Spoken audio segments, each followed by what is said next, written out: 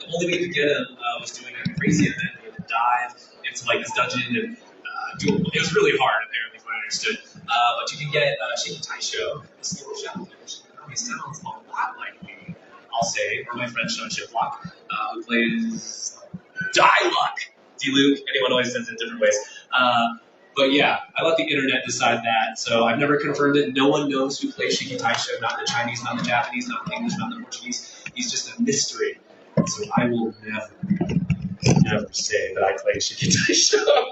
But one of these days, you never know. Anyway, yeah, among other things. There's other stuff. But I love that you have your eyes over your phone. You're like, anyway, yes. I guess that kind of been, the question was, can I do the Mirio voice? Yes, I can. Next question. No, I'm sorry. No, really though, like his voice is essentially just me, but like a little slightly pitched higher, maybe like one semitone. Come on, Ari. Yeah, she's too shy. She would never do that. She's right there. Anyway, but yeah, he's as Colleen Clinkerbeard, who plays Luffy in One Piece and Momo in My Hero, directs My Hero. She just told me, she's like, yeah, Mirio is pretty much just Ricco, just like a little happier, like happier all the time, generally. But you would be too if you were constantly falling in the ground or your clothes falling off. Because when you're above ground, you're like, I can breathe. Oh, it's so nice to see all of you guys. It's, there's a balance. Anyway, sir. This is a bit of a weird one, but you sort of came into the industry at a time in which the industry sort of came into its own. You got to like half of your words from the pioneer days. So I sort of You think Neil's a pioneer? He was a nerd. I mean, he was in the load bearing, yeah.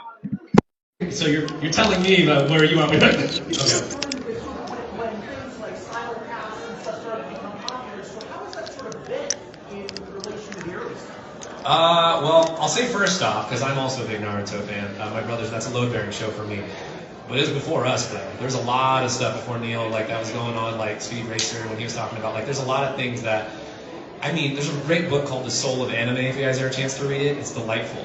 And it talks about how anime sort of was making its way to the States, like, 60s, 70s, like, just this style of animation that was born out of Japan, and, like, it was so different because just the art form itself, there was a lot of censorship in Japan, and the way that they were able to circumvent that was through animation. You could draw it, you couldn't show it on film, but you could draw it.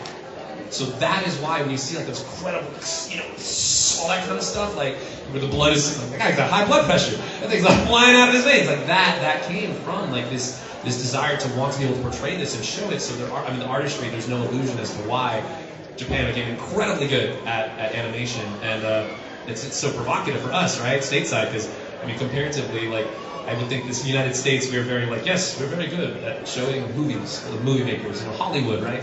But yeah, man, it's crazy. I mean, Dragon Ball's #1 in box office. That's bonkers to me. So to kind of, not to like, I go on and on, but because this is a very interesting topic for me, but I'll say that being where I'm at in the industry, I'm an actor. This is one component of my life. Like, anime's cool and all, and it's fun that we're here talking about that. But man, it's all linked to like so much. However, I will say this, animation is the most liberating art form. Because I've done on-camera stuff, I do fighting stuff, I'll do flips and all kinds of, but I'm still bound to like this body.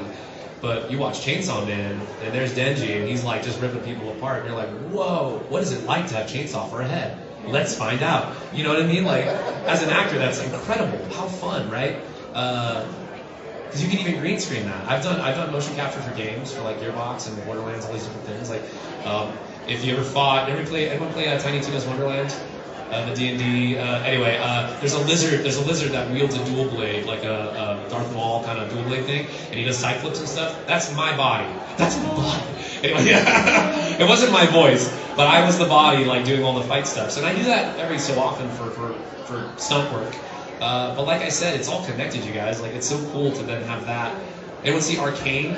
So they have League of Legends. You know what I mean? Like, talk about how games now inform anime, or anime informs games. Like, we have the technology, you guys. We're able to make it. And then we try to do it with live action, like, Death Note. Things like that. But there are some successes, like Rurouni Kenshin. You guys seen the live action Kenshin? Fire, dude. Good series. Not to say that Death Note was bad. It's just, it's tough. It's hard, is what it is. It's difficult to make that thing this thing, you know? So anyway, sorry, that was a very good question. I was like, blah, blah, blah. Yes, it's my family.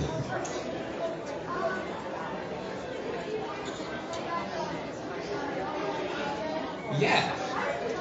Does anyone know the show Zombieland Saga? I play Kotaro Tatsumi in that show. He's a very eccentric guy, necromancer.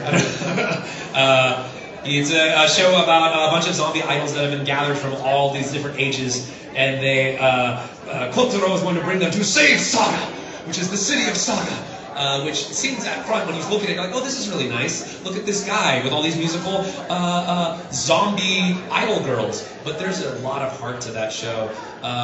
It was the Seiyu, the Japanese voice actor, is Miyano Mamoru, who's contestably the #1 voice actor in Japan. I was told this when I got the role, like, just so you know, this is a Miyano Mamoru role. And I was like, what does that mean to me? I don't care. I'm just going to do my job, right? But then, being the actor that I am, I'm like, all right, let's look this guy up. And I'm like, holy cow. He is like the man. Like, Miyano Mamoru is a wonderful actor. He's done so many things. And since I'm the English counterpart to it, it's like you have to bring that vitality. For any of you who've seen Zombieland Saga, you have to watch it in the J and the English, please, because it is a delight to share the energy with this guy. Because it is, you know, some folks, we were talking about last night, we said like subs versus dubs and things like that. I think it's so funny. But like, just because we're still telling the same story, and like everyone worked so hard to like story tell. I do theater, you guys. It's like, you know, we can do a play right now and with $50, and we're gonna do our version of Romeo and Juliet. Dig it? It's royalty free. We don't gotta pay. You know what I mean? We're gonna make this happen. Like, I'm a scrappy actor. I'm happy to do the dang thing, right? But when you get things like anime, where you have a character that is written and is just so eccentric and full of life, like it's an absolute pleasure to be able to play a Miyano Mamoru's kind of contemporary, I'll say. Well, not really, because we're doing it at the same time. But yeah, his English counterpart. Super, super fun. Yeah, that's awesome. Yeah. I play in Danganronpa Kyosuke Murakata, dear boy. Yeah, he's the one that talks to Makoto Nageki. That's what I'll say about that. He's a sword lad who then turns into fire sword lad, edgelord. Anyway, you didn't watch Danganronpa? So, a lot of the pink blood goes. yeah. See, there you go. You got it. How about this side? You had one. I just want to make sure I. Oh, sorry. There you are. 1 second. Yes. Dance with Devils is very fun. That was my first time I got to rap in an anime. And adapting rap lyrics out of Japanese, I'll admit, is kind of hard, you guys. I think the one line was that I laughed at. It's like, Mage is the great! Well, Mage is the great. Mage, so we had to like, da. Mage is really great. Mage is the one. Mage is, like, how do you know what I mean? So, like, cheers to the people who did the adaptation for things, because, like, adapting lyrics is a challenge, because you want to bring the vitality of the song, but at the same time, like, honor what's being said. Sometimes, yeah, it was delightful, and Mage was super fun. He's a growly cool boy. Hello.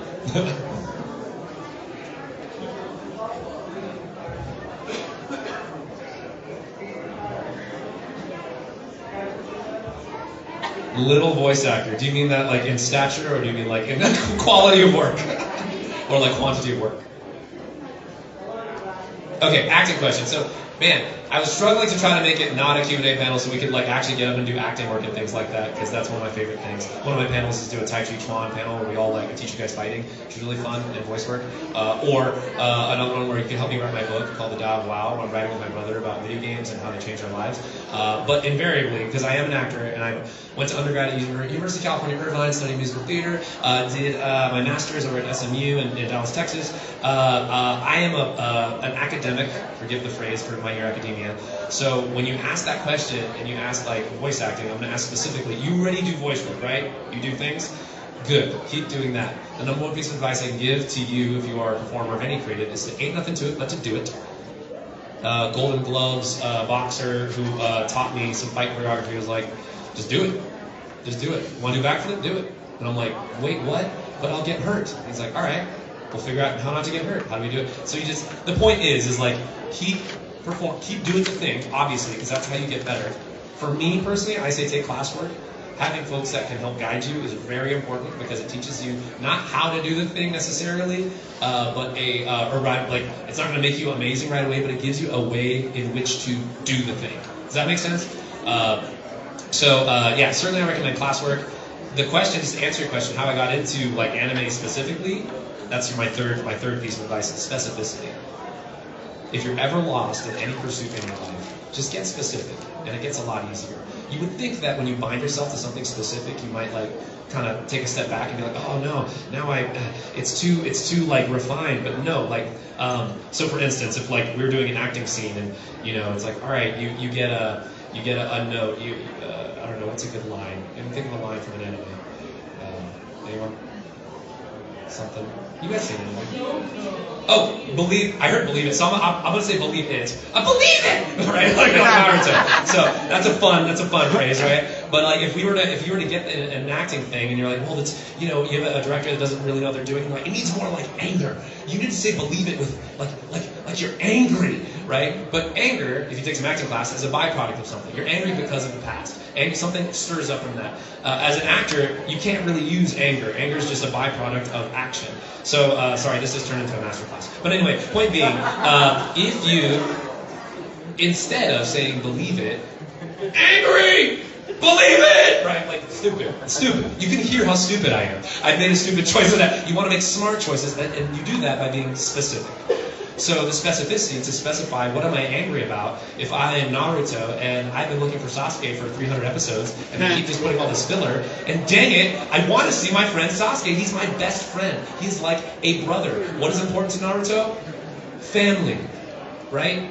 And you should feel that. When I say family, it should feel like a weight on your heart. You should imagine him on that swing going, right? You need to have that in your heart. So when you say, believe it, it has something real behind it, right? It needs to have some kind of carbonation, some kind of heartstring attached to it. So don't do yourself a favor and specify in all the work that you do, because that will set a lot of your stuff free, whether it's artistry, whether it's voice acting, anything. You specify, it'll set it free. Sorry, it's a long answer to your question. But I got into voice acting through a movie called All the Wrong Friends. It's on Amazon Prime, and I met my friend Rina Palencia, who plays Minetta in My Hero, and she was like, hey, you're playing guitar, you want to come audition? I was like, sure. And that was the beginning of, because I was working. I guess the fourth piece of advice, work begets work. That's why the first piece of advice, ain't nothing to it but to do it. If you're practicing constantly, and your world around you goes, hey, this person's practicing all the time, and I see them getting better. Maybe we give them a shot, because you're practicing. You don't get better by not practicing. You know what I'm saying? Anyway, okay, cool. Sorry. Lesson over. Next question. Yes?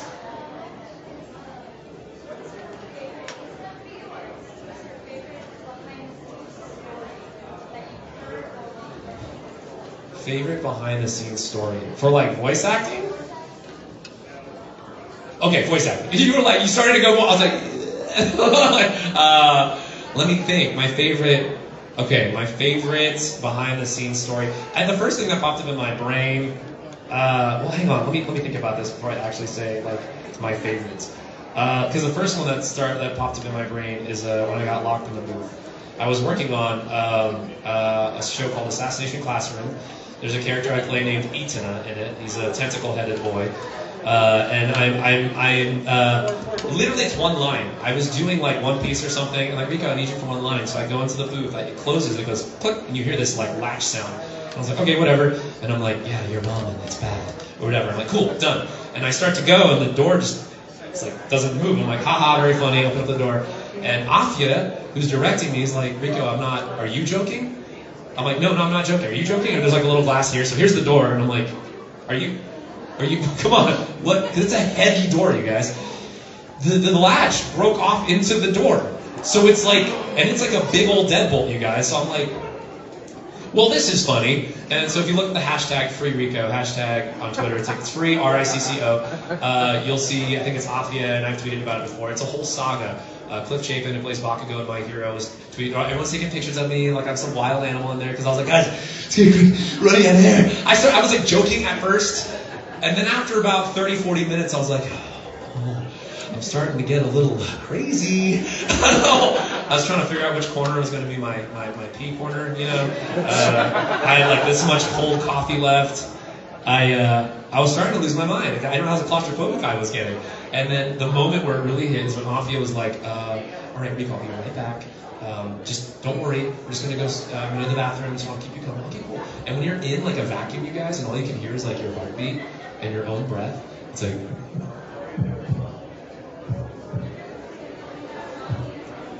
And I'm like, I need to get out of here! I'm like looking at the ceiling tile. I'm like, I can climb out. I can burst out. Eventually, okay, we gotta call the fire department. They're gonna get here in like an hour. Well, I was like, an hour?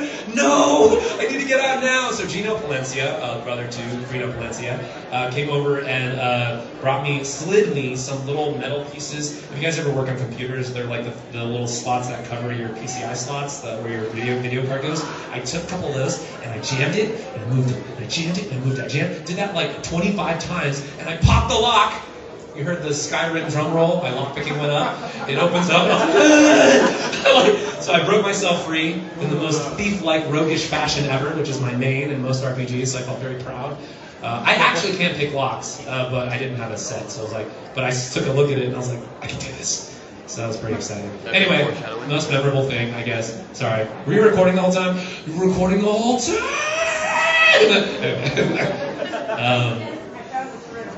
Yeah.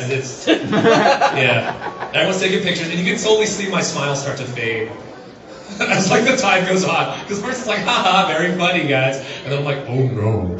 Anyway, yeah. Like the Pikachus in the elevator, correct? Yes. Beginning guitarist, very similar to acting, like keep doing it. I'll say for guitarists, if you're practicing guitar, your fingers are going to hurt right away. My brother's quite a good musician, and I called him and I was like, bro, is it supposed to hurt this hard or hurt this much? And he's like, yeah, once your nerve endings die, it's all fine. And I was like, oh my god.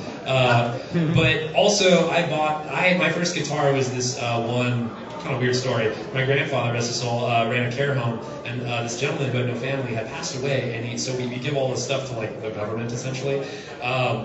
But there was this guitar that he had ordered, and like it didn't. It was like in the box, and there it is, laying on the ground, and he passed. It was just sitting there, and I was like, I always want to play guitar, and it wasn't like a fancy anything. It was like a $99 whatever set thing, but it was like the most. Of course, I'm like 18, 19 at the time. I got like my hair's all long like this, and I'm like, I want to play emo music. And I go and I grabbed this guitar and I went to go tear off the sticker because it said like limited lifetime warranty. And I tore off the sticker and it said limited lifetime. I was like, that's deep as heck. I'm like, I need to play this guitar. I'm gonna steal this dead man's guitar and play it. And so I did. And so, however, the guitar itself, if you're familiar with the bridge, this part right here, where the string connects with the body of the guitar, the heat, because it had been in this guy's it just been out and not open forever, started to warp and lift, so the string started to do this kind of thing. And they call it the action of the guitar, which is how far you have to take the string to the fret, was very high. Meaning, in order to fret the guitar, I had to So when I was talking to my brother, I was like, dude, this hurts. Like, why? He's like, it's fine, And electric guitar is kind of like butter. Like, it's like very easy to fret the strings. I brought my guitar to my brother's house during Christmas, and he's like, oh my god. He's like, this sucks. This thing hurts. I was like, I told you it hurts. And he's like, the action's so high. And so I didn't repair the guitar, but I started to pick out a regular guitar that does not cause me pain. But your fingers will hurt. Just know that it's going to hurt at first, and hold frets as long as possible. So I play chords because I like to sing. So hold like a G shape, which is this. Just do this and hold this forever. And you get.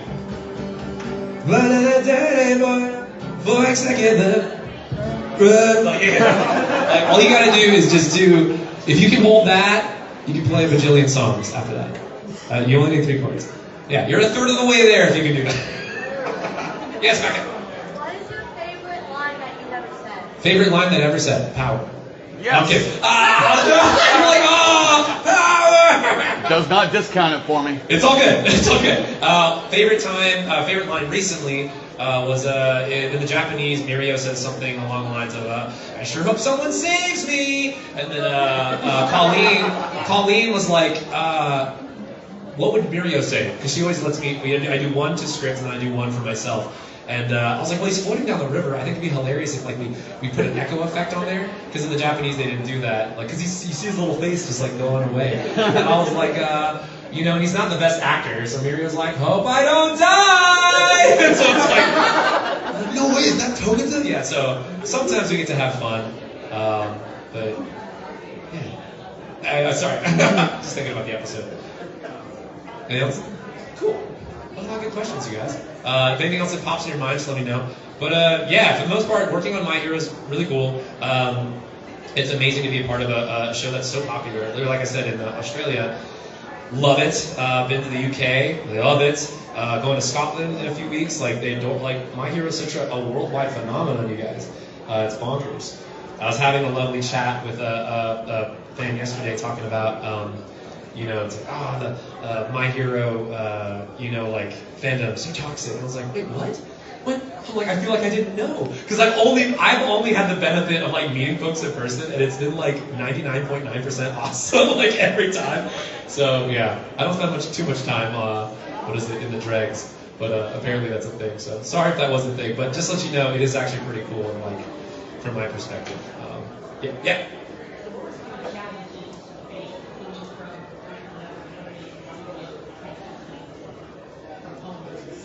I mean, Funimation really helped out. They sent actor kits out.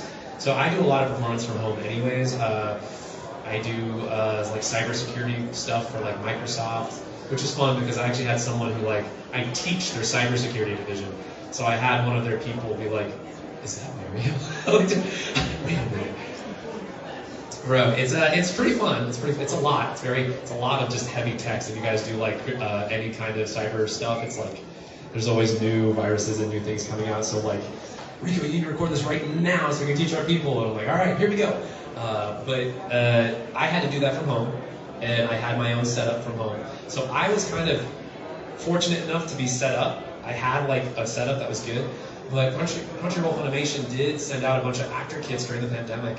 I actually haven't felt that kind of support because I'm freelance. You guys know what that means? Like I just take the jobs where they come. Unfortunately, I've been doing this long enough to where I have enough people that I work well with that now I get repeatedly hired from that clientele. And then it opens up new doors for new things, which is why, fifth piece of advice. Nothing speaks louder than your work. So even if like you're brand new or you feel like it's not that good, just do your best, Mirio. Do your best. I play Mirio's dad, by the way. I don't know if you guys know that. But like, I'm the whole Togata family. Just do your best. I'll also be Mirio's mom whenever she shows up.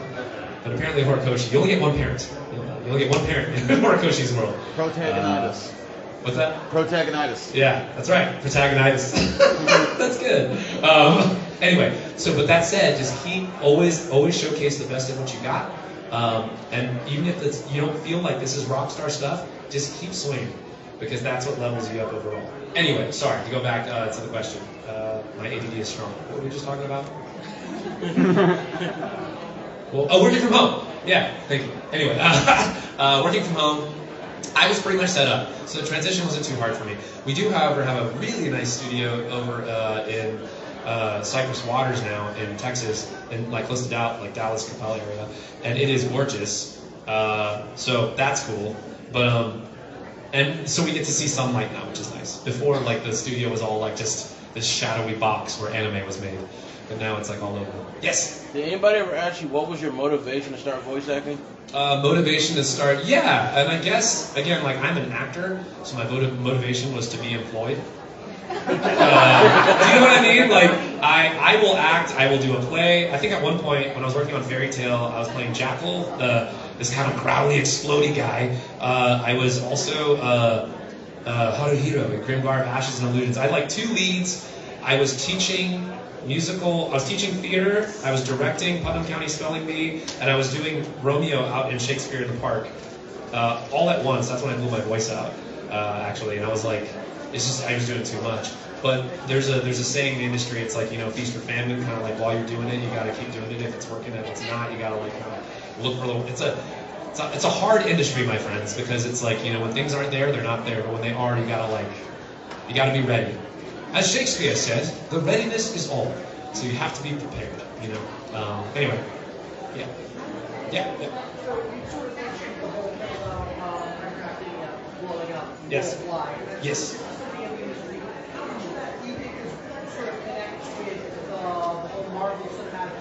Oh, it's entirely connected, you guys. I mean, it's no surprise, right, that like all the things that I'm in my 30s now, all the things that I grew up with are like now popular and cool and accessible. I wonder why, because I actually make money. Do you know what I mean? Like when you're a kid, you're like, I love this anime. It sucks there isn't more of that. And then 20 years later, it's like, whoa, look, a bunch of anime and games. Oh. Well. It's because like also we're the people making the thing now. Do you know what I mean? All the things we said as kids, like, wouldn't it be cool if those things are happening, which is super exciting and awesome. But that said, Kohei Horikoshi, who wrote My Hero Academia, or is writing currently, he is a nerd in the best way. Have you seen all the homages he made in My Hero for all the different, like, Spider-Man, Superman, Mirio, for spoilers, if you haven't seen it, it's your own fault. So anyway, Mirio, red cape, tattered, right? Overhaul, spikes sticking up through the ground. If you take Death of Superman, the cover of it, and you lay it over Mirio and Overhaul, fight scene, there it is. Why does Mirio always have that cloak billowing? Why is he like, he's like literally, what is it? Freaking the guy that killed Superman, it was Doomsday. When Doomsday, even though he isn't Overhaul necessarily, the spikes on his arms that cut Superman and all that, like the spikes that come out of the ground, he does it all over, you guys, and there's reasons why. It's like a recognition, like, hey, that reminds me of Spawn. Hey, that reminds me of, insert character here, Spider-Man. And we love it, because literally, like, we've had these heroes, our whole lives, and now we see it in this fashion where they flip the script. Instead of some people having powers and how do they survive in a world like that, everyone has powers, and the minority are the folks who don't. Which is like, wait, that's not how it's not like we are all super powerful and then there's a couple folks who are like, well, it sucks that I can't do a thing. You know what I mean? It's usually quite the inverse in our world, in our reality, right? We have like the 1% that can do most of the things, and we're like, wouldn't it be cool if, we're all working, scrapping? And that's something that Horikoshi does not ignore. He totally takes out Uraraka, right? You guys know Uraraka's story? One of the first things she says is like, everyone says their mission statement. I want to be a hero because X. I want to be a hero because blah. Uraraka says, I want to make money to provide for my family. And people laugh at it because it's a hero story, right? You're supposed to be Bakugo, I want to be number one. I want to be the one that's good. Like, whatever, all these people, that's a noble pursuit. That is also being a hero. Do you know what I mean? Like, when we take capital H hero, what that means to you is something different to me, is something different to you. Do you know what I mean? So that, I think, is at the core of the story, is that Uraraka as well, even though she makes things float, and you think that might not be a quirk that can really do a lot, dang it, that girl's going to do some damn, she's going to do something with her life, and she's going to provide for her family. Anyway, there's a reason why it's there, and I think it connects to all of us. Anyway, yes? What equipment did you start out with the home setup? My starting setup? I think I just had like a USB microphone and the Yeti Blue. I was booking commercials off of that. I did auditions through it. It's hard because it can't take a lot. There's no real pad. Like even if you holler at it, like with any kind of basic anime, any one of you, if I told you to scream into this thing, it could not take any of your power. But anyway, recognition. But you get equipment, you get an interface that can help sort of like transmit those signals and soften it so it can take it. Now I've got like the whole setup. I got like the whole like studio at my house. What would you recommend for people? Oh, I mean, like, starting out, a USB mic, like a Yeti Blue is great. It just plugs right in your computer, gets some free software like Audacity, and you can book things. That's the thing right now, you guys, it's kind of wild. Everything's so accessible. Like, you can book jobs off of TikTok. That's weird to me. Like, you said, do you know what I mean? Like, Twitter, all these things, like, you can just go online and go, hashtag voiceover auditions. Oh, there's a thing. Sure, it might get paid, like, $20, whatever, but, like, dang it, you're doing a thing.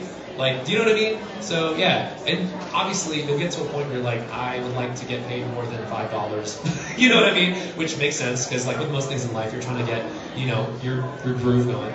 and it will happen. But it's like, just keep on pushing. So yeah, I'd recommend Yeti Blue mic starting out with something very simple, but when at all possible, jump into like, if you're a PC user, go for a Scarlett interface, just a little guy, and any kind of XLR mic, honestly, would be fine. Don't spend a boatload on it. And then if you're on a Mac, I would suggest, if you can, get the Apollo. It's kind of the industry standard for a lot of folks.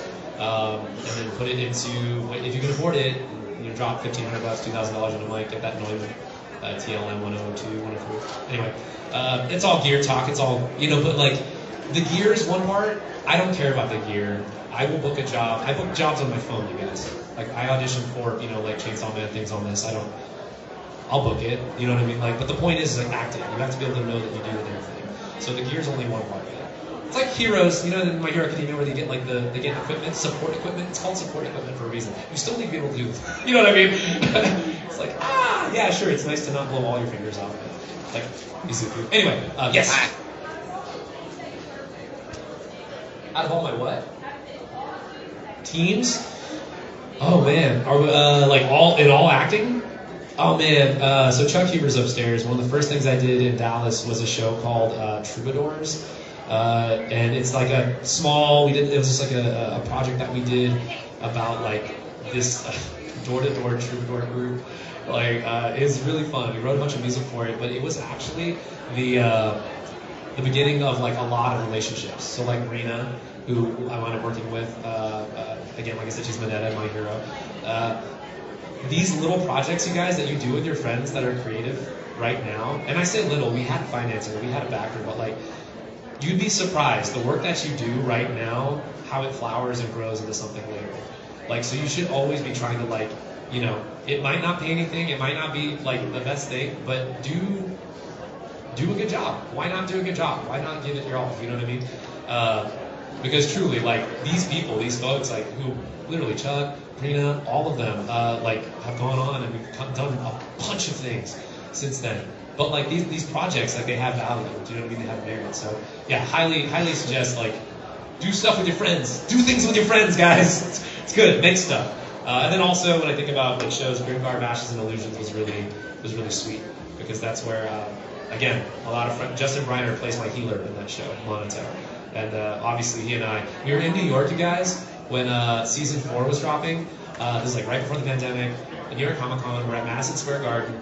We're about to go. We're doing these interviews. All these cameras everywhere. They got like the banner for My Hero in downtown New York. Like, it's crazy. Like, Times Square has all this stuff. And Justin and I both studied musical theater, so we figured we'd be in New York, maybe doing like musicals and stuff. And here we are doing anime, and we're sitting at this coffee shop, and they're like doing makeup on us, and I'm like, isn't this funny, bro? Like, we've been to this city so many times auditioning for things, and here we are, and it's like, don't get me wrong, like, it's cool that we're here, but I'm like, isn't this surreal? It's like, yeah. It just every once in a while, these things, like, we have moments of like gratitude. You know what I mean? Like, profound gratitude. We're like, man, I'm just so happy to be here. So anyway, I don't know where that thought came from. Oh, was that Kirishima in there? Nice. Okay. My bad. It's Gara. Love. I have that love. Anyway, yes. Sorry. Yes. Moments I had voice. So when we do dub, typically it's by ourselves. We're in a vacuum if you're the first to record. So if you and I were to record, and let's say you were Mirio and I was Sir Night-Eye, which is actually what ended up happening, I had to record first for the goodbye scene, which was really hard because All Might, Chris, who plays All Might, they're like, Ricco, we gotta get you in and out. Alexis, she plays, she's the girl that does all the, she makes all the devices in My Hero. Mei Hatsune, thank you, Mei Hatsune. She was there, and she was sub-directing. So it was a kind of an off day. Everyone's trying to get all their stuff in. There's a bunch of bits. They bring me in. I have half an hour booked because it's only 5 lines, right, for Mirio. But it's like the most traumatic lines ever. And they didn't know that. And Alexis is literally like, okay, so what's going on? Cool. Wait, can we just do this real quick? Can we get you out in like 5 minutes? And then she looks at the scene and she's like, oh my God, I'm so sorry. I didn't realize that's what this was. Like, we only have time to do it like once or twice. And she's like an actor. She loves the acting experience. I love Alexis. And she goes, we go in, and I had one and done. I was like, no, because this is how life is. when you lose someone close to you, you're lucky if you get to say goodbye. Do you know what I mean? It usually just happens, and you're like reconciling it afterwards. But Mirio gets the gift of getting to say goodbye. And so there's a mixture of like, you know, emotion, gratitude, all these things. But anyway, all this said, without getting too emotional about it, we're already there. I recorded first, stopping with tears. All right, next session, I go a couple booths up. One Piece. I'm like, yeah, super fun, exciting, we're pirates, this is great. Sad feelings go away, I'm all happy. Turn around, I leave the booth, and then there's Brandon, who plays Sir Night-Eye, across the way, and he finishes recording, and he got to work across from me, and he just looks at me, and he's crying, and he goes like this, and I got to hug in the hall, and he goes, in his Sir Night-Eye voice in my ear, he goes, "You did so well." And I kept thinking about like Sir Night-Eye saying that to like Mirio or something like that, you know what I mean? It's like, it's so sweet, it's so sweet. But it's Makes me not think of like my theater. dad. We don't get to look at each other the way I'm looking at you now and get to have this kind of energetic exchange. I have to imagine what my scene partner is going to do, and I've known Brandon for years, so I have an idea of where it's going to go. And I get to hear the Japanese, but it's different. You know, if you go first, you know, the brave are always the first to die. You got to get in there and like just lay it down, lay your heart out there, because your friends are going to have to. That's actually a very My Hero thing, actually, by the way, because the whole story is about what you pay forward. Eat my hand, right? Like how, you know, no, take my energy and go forward, right? Mirio's like, I sacrificed for you. Your life has value. Now you can go, Gary. Like, there's all these things that are about what are you putting into the future? What are you, you know, if all for one is about the power to take, you know, one for all is the power to give. But what a joke to give it to someone who has nothing, right? Oh yeah, I'm going to give you the power to give, and you have nothing to give. It turns out being the most powerful thing in the world, you know, with time, right? Because you have to have that kindness, you have to have that thing. So it's a really sweet metaphor, all of My Hero Academia. Sorry, I totally went off on a tangent. But you guys, we've been talking for 40 minutes, you know that. You're vets for that. I see a question way back there. Yes? What made you want to take the role of Mirio? Employment. Yeah, same thing. But also, I auditioned for it. Actually, I auditioned for Mirio on my phone. I was on vacation, which is the worst time to get an audition as an actor because you don't have all your cool gear, your cool toys. Aforementioned TLM. Nope, don't have access to that. I'm just sitting there with my phone and a little pillow fort, and I'm like, okay, what's the line? I look at the line, and I do it. And I'm like, turn experience into power. And I'm like, what is he? What how old is he? He's a freshman? He's a senior. Okay, turn experience. No, how old is he? Okay, cool. Like, literally give myself notes, like, trying to audition like that. But yeah, Colleen had me audition for both Mirio and Overhaul. I got called back for both. I didn't know their names. I just had, like, hero and villain is what it was. And I said their lines, and they're like, oh, the villain has a mask, like most of My Hero's villains do. It's like, but his mask is very distinct. We didn't have character art, so I didn't know what Mirio looked like when I auditioned for him. Yeah. It's like, you know, they're all sick. It was like, you know, my take on it. And then I was like, oh, Kellen's playing the villain, and I'm playing the hero. Cool. What do they look like? You know what I mean? So, yeah. Employment was the reason why I accepted Mirio. Yeah. How important is it to have a support network of friends or family or accountability to keep you going? I have two opinions on that question. I mean, the question was, how important is it to have a support system? I would say very. I'll use myself first, and then I'll talk about Mirio, for instance, because myself, I did not have a lot of support. Military family, second generation. When I say second generation, that means I was born here and my parents were not. So my parents were like, you must pursue a vocation that protects the family. And I'm like, art! My dad's like, no! You're hurting all of us! Why would you do that? Dishonor on you. You brought dishonor, yeah. You brought dishonor in your family, yeah. You failed your team. But yeah, I had very little support. When I told my family I was going to pursue acting, it wasn't a disownment, but it was a very much, we're not going to help you, you need to make your own way. And not when you fail, when you fail and come crawling back, you're going to do what we say. That might sound harsh, but that's how I was raised. Again, very militant. It's like, well, if you're going to do it. Show us what it is. I'm like, okay. Very Chad response. I'm like, all right. And I went and did it. But it was a lot of hard work, a lot of suffering, a lot of sleeping out of my car, a lot of eating out of garbage cans sometimes. Like, it's a tough path being a student in this country, especially second generation, where a family doesn't recognize, I think, the value of education, but also, understanding that there are other career paths, than what most people in life will try to tell you their experience. So it's like, oh, I was a carpenter. Carpentry's badass. You should be a carpenter. You know what I mean? Like, my brother is a carpenter, actually, and he is great. Wonderful guy. He loves it, though. That's his thing. He loves building things. So on the flip side, like, for artistry, none of my family were artists. So they were like, we have no idea what this is, and it's probably bad, because it looks like you're going to be very poor. And I'm like, yeah, isn't that crazy? But to speak to artists, by the way, it's a hard road, but it is one that requires cultivation. And so for me, my path, I took a lot of L's, and have literally, I've been as low as I feel like I can get. And so I've come to appreciate, I think, things in a different light. I've also, it cultivated a grit, I think, that you need in the industry. So with a lot of my acting friends, when they audition for a big role and they don't get it, they might go, oh, dang it, I tried, why wasn't it me? And all these questions, like, in 2 weeks they'll be sitting there at the bar having a drink, like, I just don't understand, I was cut out for this role. Meanwhile, because of my experience, I'm like, bummer, all right, on to the next one. Like, my resilience is a little quicker, do you know what I mean? Like, in regards to that, and it's because I just don't take the hits. Like, it's kind of like Mirio, I guess, in that way, where it's like, it just faces right through me because I know that wasn't the one. Like, the director's in charge of the job. I'm not going to get hired for that job for whatever reason. But guess what? There are a crap load of people that want to hire me. I just need to, like, audition. That's all it is. And that is where, and my perspective, especially as a young person who, when you don't have any success, nothing that like pays you, you're looking for that one little thing you can put your first like grappling hook into. I imagine like climbing a hill. You just need that first foothold. And usually, to go to support system, it comes from a mentor.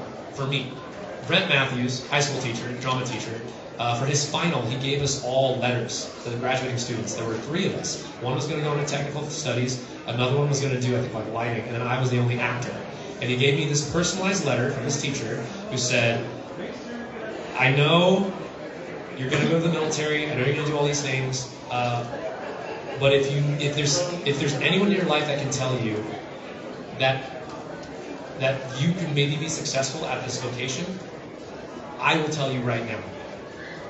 I believe in you. You have what it takes. You have the looks, the talent, the determination to take this thing all the way if you want. I think personally you should get some education. You should go to university, do these things. But again, this letter should serve as that. That this is, I believe in you. And that, having someone, imagine my circumstances, whole family, right? Everyone's saying no. And I get one person who's like, yeah. I still have it. Of course I have that letter. I'm a sentimental idiot. You guys know that. I keep all that stuff. Every like piece of art you guys give me, I like have. I'm like, I keep it. But it's like Ari. Ari, her whole life, everyone's like, you're garbage, you hurt people, you're bad. You literally are the cause of pain for everyone. And then she watches Mirio take a big L for her. And when you see someone in your life sacrifice for you, you cannot help but say, I can't let that be for nothing. And when Mizuku reaches out, because he's done it before, and Eri turns away, this time he puts his hand out in the most critical moment. Eri has Mirio's cloak, looks at the cloak, and goes, and takes that step. Which is sometimes that's all it is. It's taking one step. And literally that's all it was. It was that one letter from my high school teacher that set me on this course. It's like a boat, you know what I mean, you guys? You just move the boat this much. It might not seem a lot at first, but man, that's the difference between going to LA or Tokyo, you know what I'm saying? Like, it's this much of the boat. So every little choice you make matters. I stole that from James Clear, the Atomic Habits. Have you guys read that book? It's really good. Anyway, I forgot the original question, but yeah. I thought he was the villain. I thought when I first saw his quirk, I was like, oh, he's the traitor. Because he stuck his head through the wall and he's like, trash, am I right? I'm like, I don't trust him. Look at those eyes. Because you get, eyes are the windows to your soul, right? And Mirio's got these like Pac-Man eyes. Vacant and hollow. But then, obviously, after the overall fight, I'm okay, he's for real, he's the real deal. But, like, yeah, I was disarmed at first when I saw him. I was like, and then his clothes fall off. I'm like, all right. I'm like, is he like a clownish character? But it turns out it's like, actually, and I think I told this to a couple folks, like, Mirio's quirk is a metaphor. I've written a paper on this for depression. Nejre Hado, ADD. Hey. Amajiki, social anxiety. Don't talk to me. Don't ever talk to me. Don't look at me. Mirio, depression. Which is like, because some of the most depressed people in your life are the most optimistic and happy because they spend half of their time under the earth where they can't hear, they can't see, they can't breathe. They feel like they could fall forever. Literally, Horikoshi, go back to Horikoshi's brilliance, illustrated this fool with cuts all over his arms. Now, mind you, permeation, as he's doing it, right? Mirio's dad is like, your pop tried to be a hero, and he almost died. Are you sure you want to use this quirk? Right? Because some quirks are very, very dangerous, like Mirio's quirk. Which, side note, for who reads the manga anyway? Too few. Anyway, Mirio's quirk is very hard to use, right? Could kill you. All for One hates complicated quirks. Anyway, okay, that's all. Anyway, yeah, I digress. Anyway, what were we talking about? Anyway, whatever. Yeah, stuff. Sorry. Man, we covered a lot of ground, you guys. Yeah. What's your favorite thing about Lemillion, the character? My favorite thing about Lemillion, the character, is his, it's absolutely his grit and determination, resilience. It's the moment, what encapsulates it is when Midoriya is like, he's lost everything. He lost his quirk, he lost his mentor. I'm going to go visit him in the hospital. I hope he's okay. And he's doing abs. He's literally like, oh, hey, bro, what's up? It's like his support system to go, that's another part of it. Mirio, even though his quirk is a metaphor for depression where he falls, he has an amazing support system. He has Sir Night-Eye who says, I know you're going to be great. Not I think. I know you're going to be great. He has Amajiki, who's amazing. A peer who imagine having a best friend who's like super rock star, and they're like, no, you're great.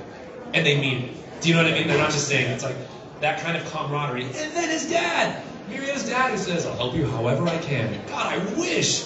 That would have been amazing to have that kind of support growing up. I'm not like salty about it because I'm where I'm at. Like it's cultivated a different human to who I am. We all have different paths.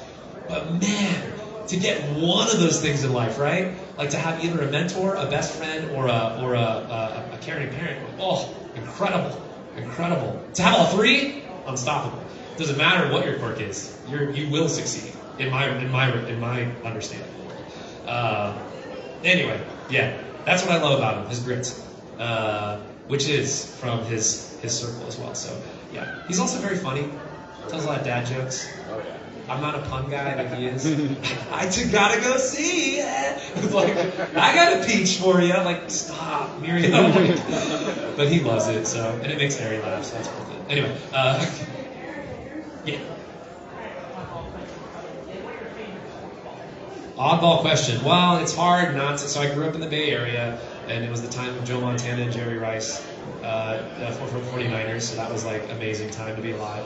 And then also, what is it? Now I'm in Dallas though, so it's impossible to ignore the Cowboys because it's always just so much. There's just so much of it. And I went to my first game ever at the stadium, new stadium. Of course, it's like a nosebleed seat, so I'm like teetering forward. I'm like, oh god! they like tilt the seat slightly forward. Like I'm gonna die. Spend more money on seats. I'm like, oh man. But the Cowboys were up, I think, like 43-3 against Atlanta. Felt bad. Poor Falcons. The people that came to visit, they were like, you guys have a good season. Like, we're sorry, we've all been there. That's the never have I seen more gracious fans than during that game. Cowboys like. Let me see. Football. Man, I always love the Gaucho, Ronaldinho, the Brazil national team. He's so good. He doesn't play anymore, but like he was badass. Anyway, sorry. Yeah. Got like a couple minutes, maybe like a minute left. Any last thoughts? Yes.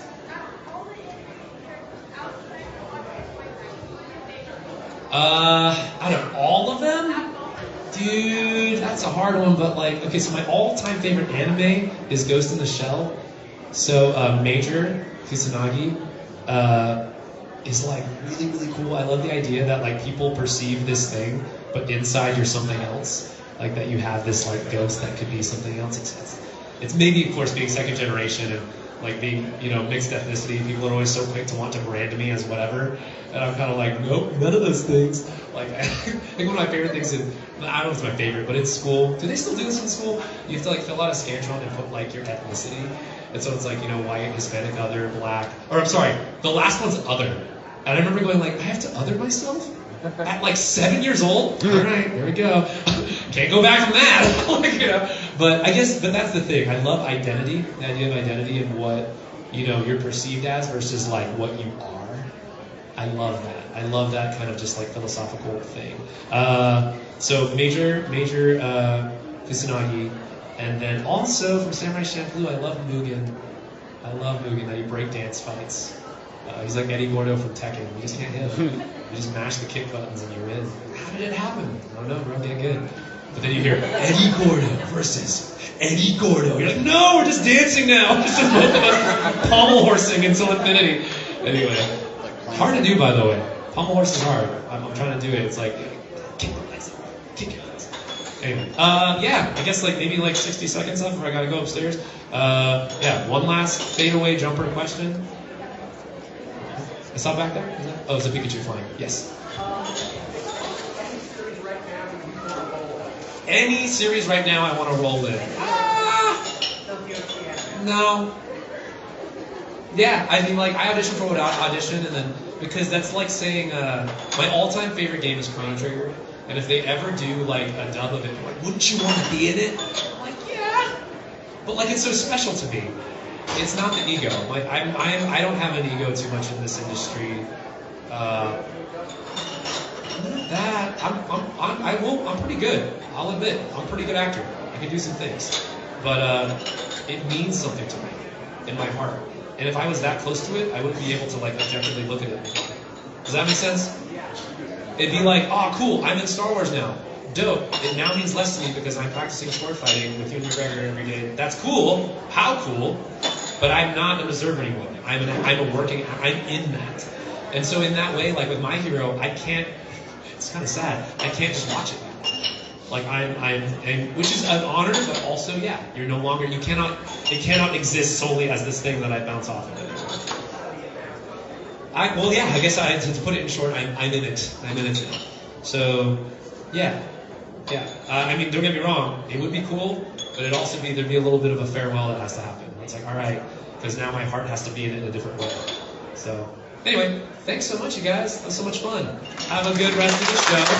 I think Shimura's going to be up here. She plays Jiro. She's also many things. You guys watch Attack on Titan? Yeah. Ugh, talk about a heartbreak show. It hurts me all the time. But yes, she's Mikasa in that show. So if you got some, make those questions loaded because she's probably going to roll up here at some point. And I'll be upstairs. Thanks, guys.